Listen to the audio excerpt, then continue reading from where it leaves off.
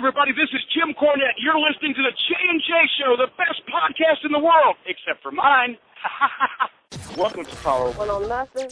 J&J. Hey, we back on the J&J Show on Power One Nothing. We catch a lot of flack for sort of disregarding the newer wrestlers. We talk about the old school a lot because we're old school guys and we grew up on WWF, Hulk Hogan and the motherfuckers, Ultimate Warrior. But Jake the Snake, man. Look, we can go on. We could talk all fucking day. Right.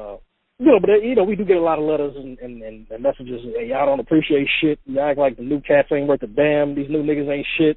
Well, fall back for a second. Right. And be honest, because a lot of these new niggas are shit. And I say new niggas, I mean like the current ones. Yeah. Alberto Del Rio. Motherfuckers that just suck. I was so glad when I heard he got fired, man. Oh, you and me both, man. Oh, shit. I mean, Sheamus is average as hell. Yeah. Daniel Bryan, a fucking 5'3" world champion, heavyweight champion. I mean, come on. Yeah. I could fit that motherfucker in my book bag. But he's a heavyweight champion of the world. Or was. There's some guys we do appreciate that we think are really sharp. Dean Ambrose, he's a beast. Right. Yep. Absolutely. Yeah. Absolutely. Roman Reigns, he's a beast. Right. All them cats from the Shield, actually, it's like they all kind of broke out and did their own thing. Everybody was thinking that Seth Rollins might be the nigga that's kind of left in the background, and he was the first one to break away from the Shield, turn on him, and turn heel. He joined up with Triple H and them, and, so he's kind of doing this thing, got the money in the bank, and now he's just joined up with Paul Heyman and shit like that, Brock Lesnar, So all that school, Ambrose is fucking out of his mind, man. This motherfucker is going crazy on every motherfucking body. Roman Reigns is extremely popular. That's The Rock's cousin, actually. Yep. And I remember on Raw the other night, because I was actually there in Detroit, and I heard this motherfucker's pop. I mean, it was huge. And I remember Big Show came down and he said, "Show, I'm going to tell you right now, you come down to this ring, I'm going to punch your ass in the mouth." Big Show came down, wow. And Big Show turned his ass right back around and went back up the ramp.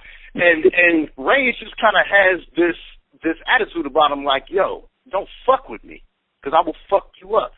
And I like that, Obviously, we have talked about Dolph Ziggler a lot because we feel like Ziggler is a talented motherfucker, and we feel like that shit was wasted a couple of years ago when he was super hot, even as a heel, with AJ and Big E. That shit was wasted after he won the heavyweight title. He lost a couple non-title matches, and then he got injured. And then as soon as he came back, he got destroyed by Del Rio, of all motherfucking people. Sorry-ass Del Rio. Wow. And then you push him again, and then Ziggler goes right the fuck back down the card.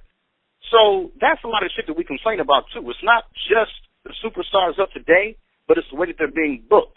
Same thing if you think about Brock Lesnar, who obviously is not new, but he came back a couple of years ago, and I didn't like the fact that they booked him. Me and Jay, along with 98% of other people, hated the fact that he beat The Undertaker at WrestleMania and ended the streak, okay?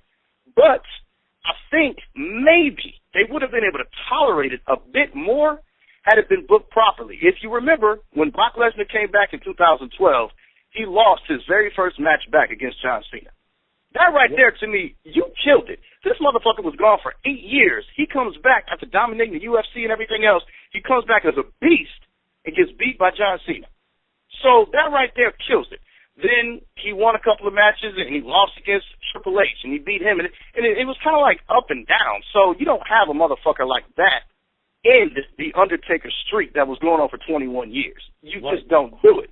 You just don't do it. And now they're booking him right to where he's destroying everybody and whooping everybody's ass, and he beats Cena and everybody else.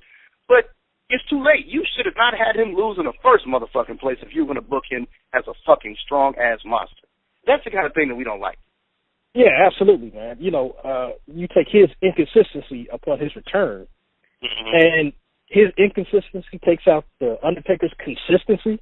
Makes no fucking sense. And it boils down to the writing.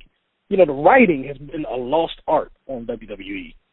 And, I don't want to turn this negative, WWF versus WWE all over again. We just said we're going to try to keep it positive and talk about the shit that we do like, characters that we do like currently, but I feel like they could do so much more with what they have available. Because you got talent out there. Kofi Kingston's a fucking animal. Right. He's a fucking animal. That motherfucker's athletic. He gets pussy. I mean, what more do you want from him?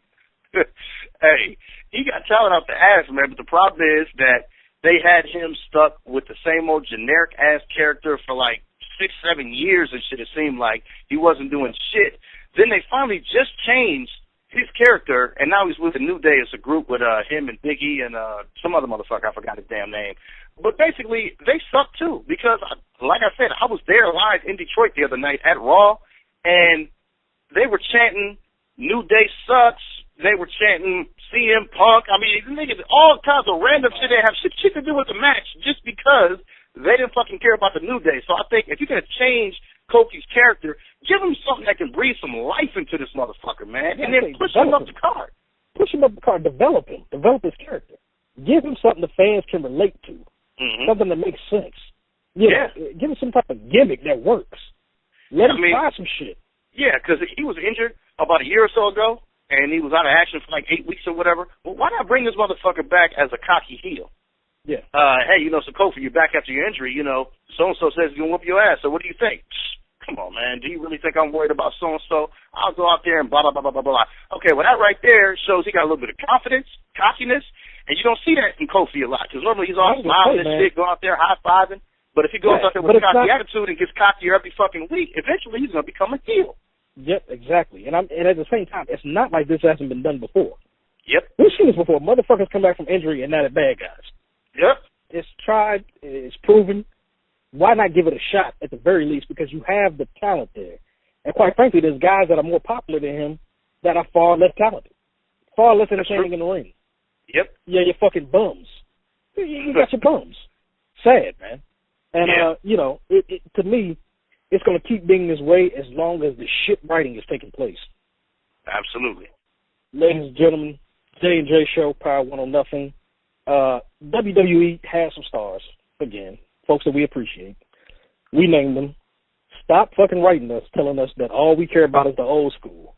All we care about is WWF. All we give a fuck about is Macho Man. All we give a fuck about is Hulk Hogan. You're right, partially, but we're showing you that we do appreciate some of what's going on now. Again, J&J Show, Power 100. Stop with the fucking letters. Thanks.